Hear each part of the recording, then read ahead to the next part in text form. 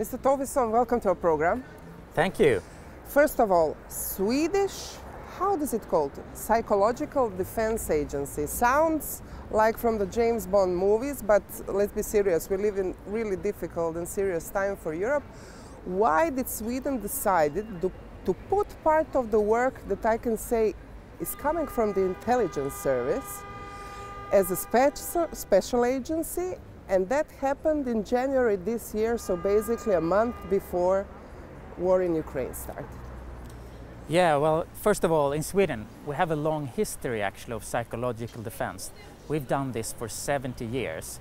But then when the wall came down in 1991, everyone started to look also for a better future. We started to dismantle that. But unfortunately, when Russia invaded Crimea in 2014, a process started in Sweden where we decided that that's not going to happen to us, and we realized that our population must be resilient against foreign malign influence.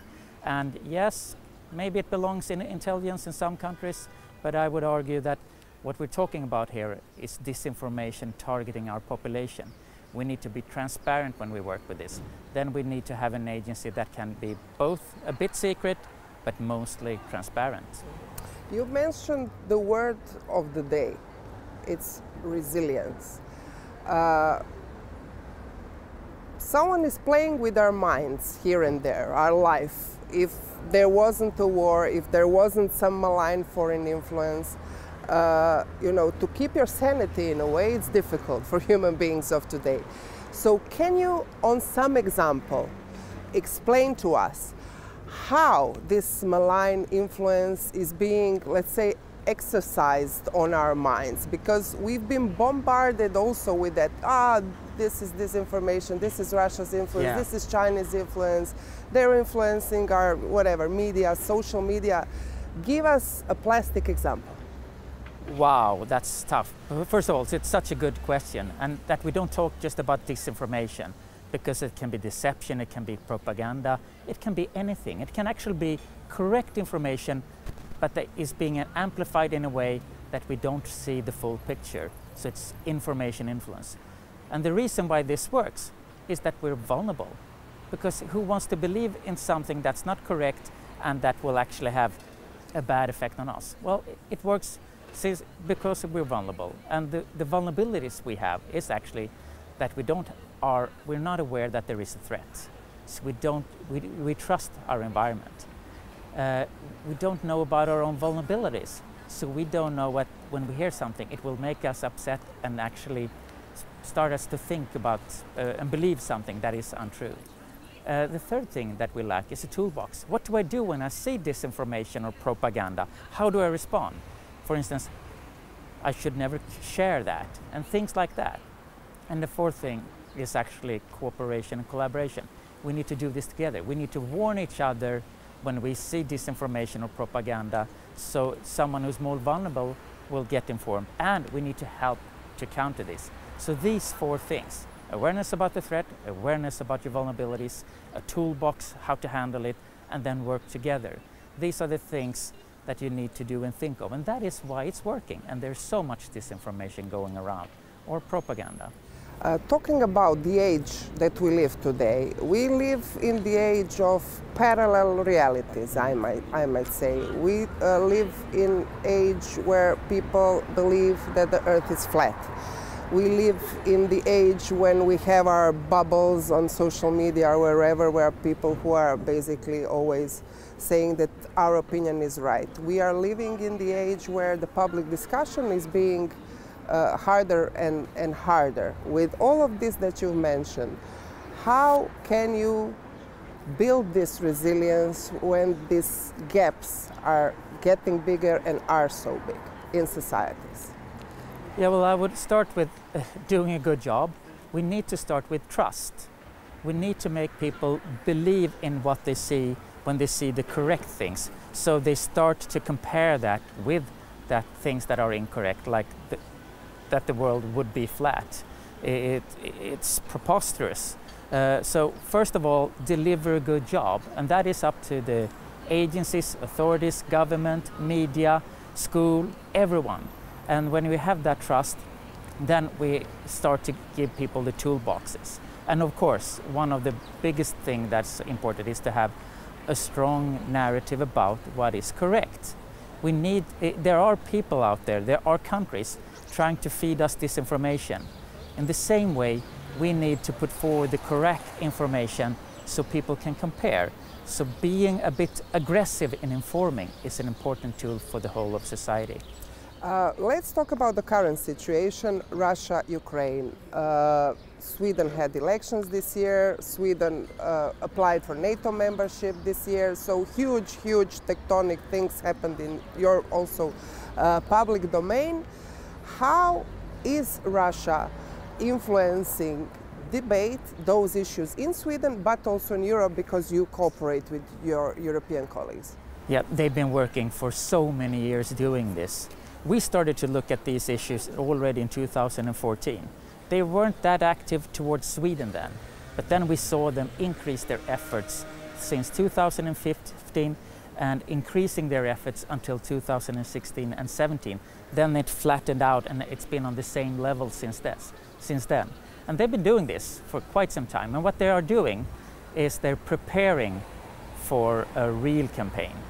So therefore, they use their state-owned media organizations, putting out information that things aren't working in Sweden. You can't trust our journalists. You can't trust the government. And they do this by, for instance, using the migration issue, connecting it to terrorism, criminality, and social unrest and economical inequality. But they play so with people's real concerns and fears, because those are the fears and concerns within the Swedish society, for example, and in Europe also. And that's so correct, and there is a good reason for that. They can only use issues that we're vulnerable to. So therefore, if they would like to have a naval base on our island of Gotland in the Baltic Sea, but they could never push that as an issue. On the other hand, they can push the issue of migration and criminality, because we have migration, we have criminality in Sweden, and it doesn't have to be connected, but these are issues that exist and people are worried about. So of course they amplify these issues to make us more vulnerable. And one day, when they really need to push us over the edge, then they've prepared our country by pushing down the trust for the government and media. I have to ask you concretely, we now face the real war, hybrid war, this disinfo war, call it what you like. From your experience, because you worked also in the intelligence sector, do you think that nuclear threat is real? Well, nuclear weapons exist, so it is real. But I would argue also that the nuclear weapon is mostly a strategic communication tool that is being used, and one has to have that in mind when one listens to it. And at the same time, we have all the individual right to be worried and feel fear, but we must also be responsible and realize that this is a threat that is used to influence us, so we will not that will make us vulnerable and play along what their toolbox and do things that they want us to do. So, we've heard Putin's speech. This speech was very much on the subject of what you talked about. It was speech about the differences between us, so this Russia system of values and Western system of values. It was speech us and them, very divisive, and in one sense fostering some values that are also being implemented throughout the Western world, let's say, anti-liberal basket of values. How can someone vulnerable and not resilient enough within some European democracy read and hear this kind of Putin speech?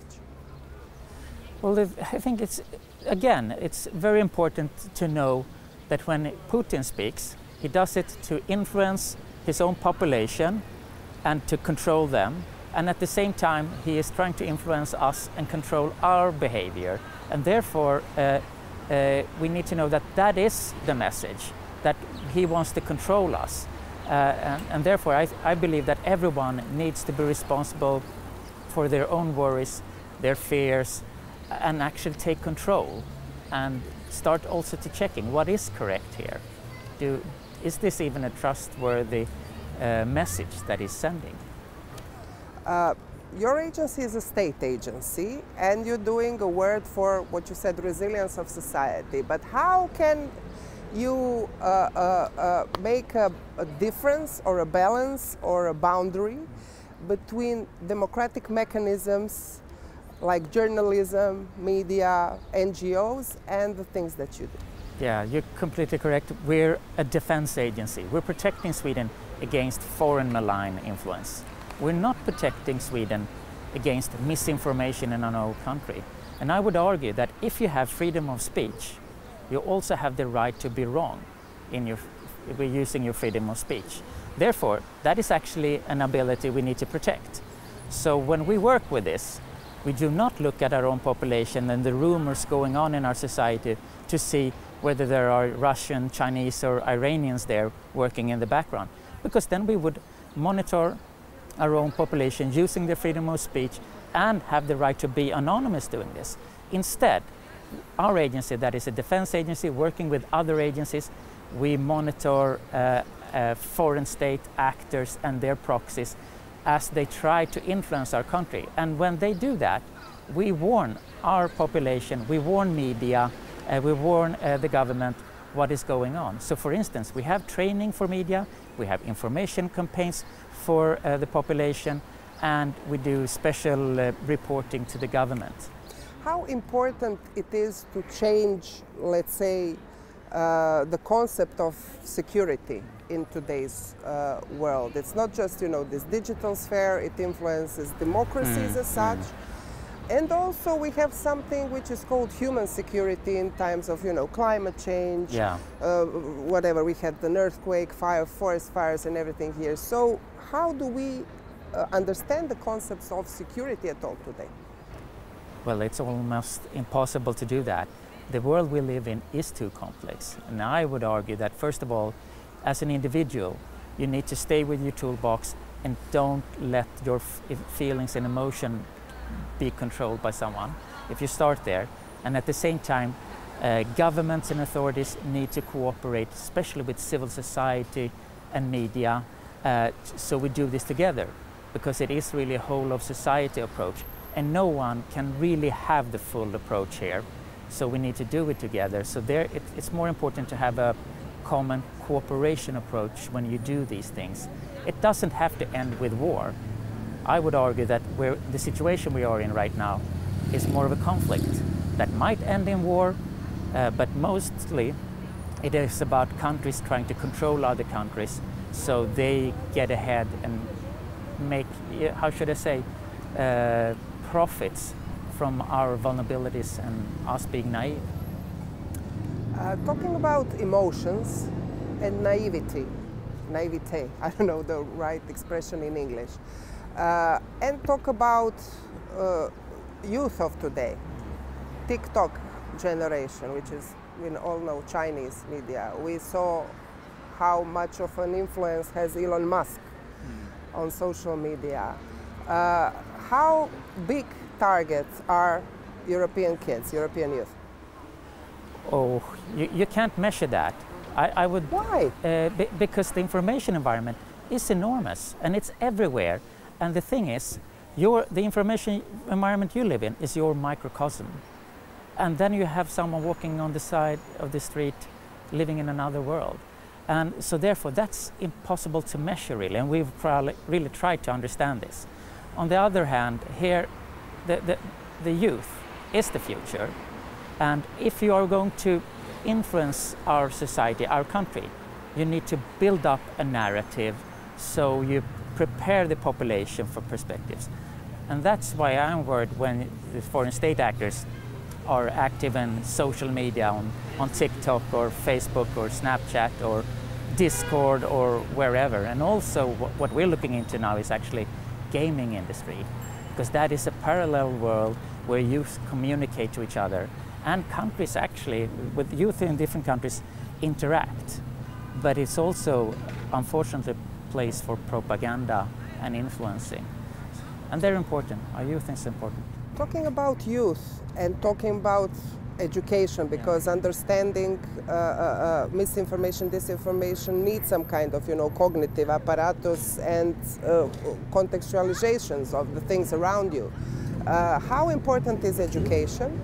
What kind of education? Because things are really moving fast in that direction. Maybe you can adapt or not what you say, because you cannot monitor all these things that are out there.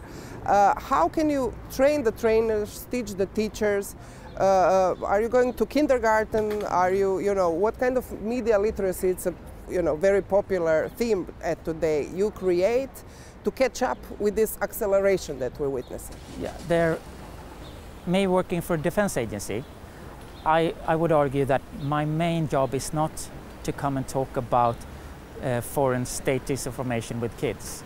The most important thing here is actually that our youth is being educated so they're knowledgeable and know the facts, because that is the instrument that will be the counterfact against disinformation. If you know what's correct, then they can't fool you.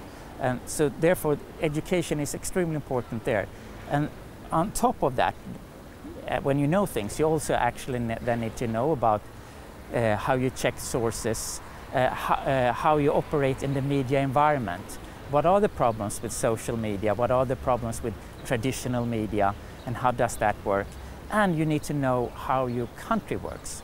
A lot of the disinformation, when state actors try to create distrust between population and the government, is that they say things that are not correct.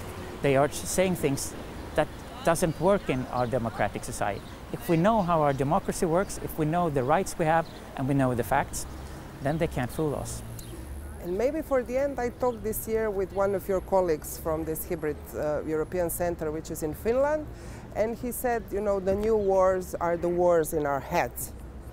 So how do we fight this war, or how do we win what you said? How do we win this battle or situation where we have social media which are unreachable in a sense, where we have this fight in the education systems, which is on the long run very complex and difficult with things changing? How do we keep our democracy alive at the end?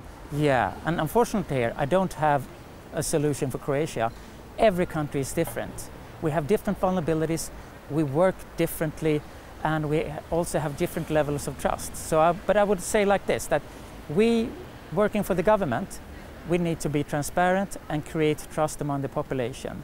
Media needs to do the same thing, and they need to dig into the problems that exist and to highlight them and expose the actors that play disinformation into the laps of our population. And the population, they need to be active and inform themselves and also help each other. And in this environment, we create trust and teamwork to counter this. And therefore, I believe that civil society is an actor that all countries need to invest more in to create, how should I say, an objective player helping the whole system. Thank you so much for this talk. Thank you.